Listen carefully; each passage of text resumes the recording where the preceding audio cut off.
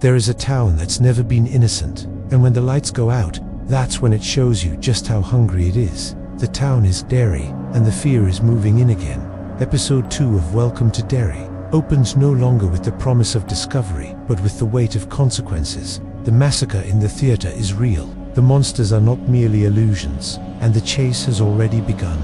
Lily Bainbridge wakes. Her eyes snap open in the dead of night. The faces of her friends, the laughter, the screams, the blood, the monstrous baby creature. It lingers, a nightmare disguised as memory. She wonders, was I awake, or still underneath the real? Meanwhile, outside the apartment of Hank Grogan, the projectionist father of Ronnie, 2 patrol cars sit beneath a harsh street. The police want someone to blame.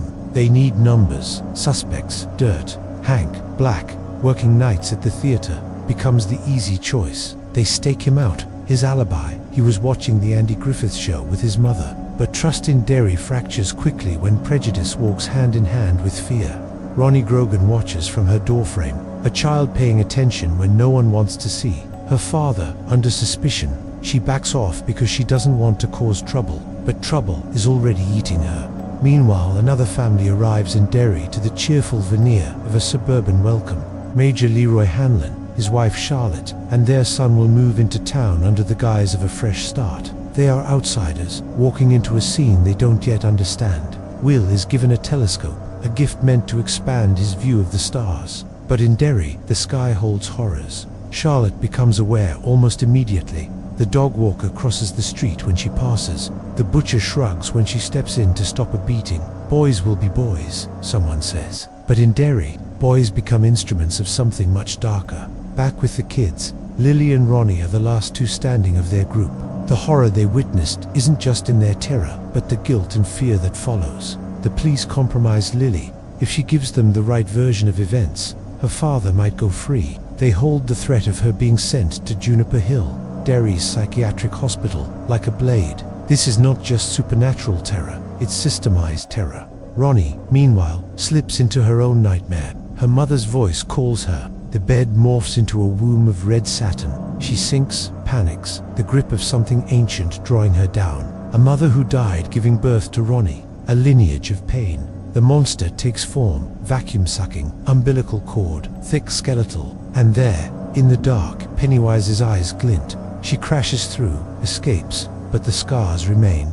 Leroy Hanlon is pulled deeper into machinations he never signed up for. His amygdala damaged in Korea means he can't feel fear. That flaw becomes his asset. He's recruited into Operation Precept, a military program to weaponize fear. The idea: locate the entity in Derry that devours fear, turn it into a tool in the Cold War. The base wants results. Hallorann, the psychic soldier with the shine, is there mapping the buried body count beneath Derry's soil. They dig. They find a car, early 1900s maybe, with 4 skeletons in the back seat. The whisper grows.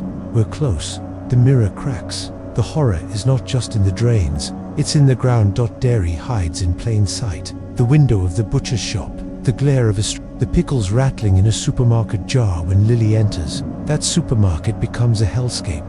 Cornflakes boxes featuring the missing kids, pickle jars breaking, shelves tilting, father's severed head working its way at her feet. LIMBS, morphing into a crawling heap. She flees. She is broken, and they push. You'll go back to Juniper Hill if you don't comply. Every death, every haunting vision, every adult turning away. They're the gears of the machine. Derry doesn't need monsters when people ignore the ones who scream. But within all this is a thread of hope. Will Hanlon befriends Ronnie in detention. She hates him at first, because he's the new kid. But when the new kid has hope, maybe that's the weapon Pennywise fears. Lily reaches out to Ronnie despite her betrayal. The town's cruelty is writ large in what's not said. The black family in a white town. The detective playing at mercy while holding threats. The basement where the base burrows into the earth. This episode is about awakening. The monster has shown its fangs. The town's fault lines crack wide open. The files stamped classified are on the same shelf as the teenage sketches of red balloons and sewer drains, hidden in plain sight.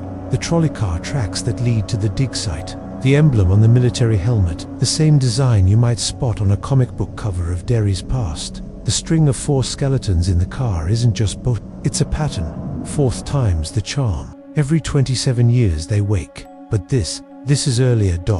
By the end, Hank Grogan is in custody. Ronnie stares at Lily with betrayal and fear. Will stands on the porch, telescope in hand, staring not at stars but at the street where a boy cried and vanished. The base's excavation team lifts the car from the mud. Hallorann breathes. We are close. The camera lingers on Derry's bustling main street. Kids laughing, bicycles, girls and pigtails, but you smell the rot. As the credits roll, we're left with the question, who in this town will survive fear? And what does it mean when the hunter becomes the hunted? Because in Derry, the darkness isn't coming, it's already here.